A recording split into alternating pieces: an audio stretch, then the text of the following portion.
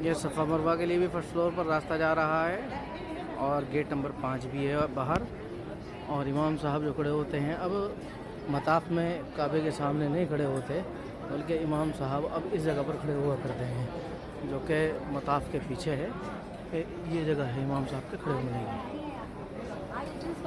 जो कि हतीम और रुकन यमानी के दरमियान में है। सामने जो काबे का गेट नज़र आ रहा है, ये कोना नज़र आ रहा है, ये हतीम वाला कोना है। और इस तरफ जो कोना है ये रुकन यमानी वाला कोना है। इन दोनों के दरमियान में इमाम साहब खड़े होते हैं। यहाँ पर इमाम साहब खड़े होते हैं। सामने जहाँ ये कैमरा लग रहा है यहाँ पर मताफ़ में इमाम साहब खड़े नहीं होते। इमाम साहब जो खड़े होते हैं वो इस बाउंड्री के अंदर खड़े होते हैं। इस सामने रुकन यमानी वाला कोना है और ये दाहिनी जानिब ये हजर अस्वद वाला किनारा है, कोना है।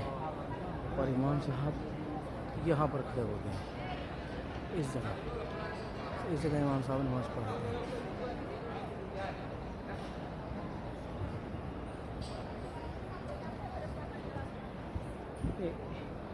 रुकन यमानी और हजर अस्वद के दरमियान में जो जगह है उसकी सीध में ये इमाम साहब खड़े होते हैं। यहाँ पर ये इनके लिए जगह बनाई गई है और मुस्तकिल इमाम साहब यहीं खड़े होते हैं।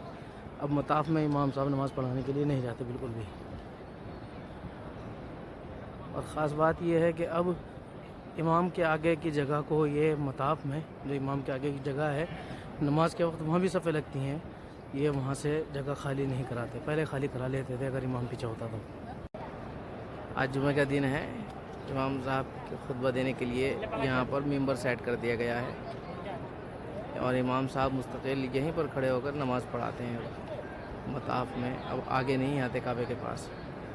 कि यहाँ गेट नंबर 5 है गालिबन, आगे या 1 है, उसके पास हजर अस्वद के बिल्कुल ठीक सामने है।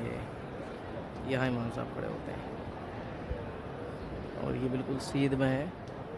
ये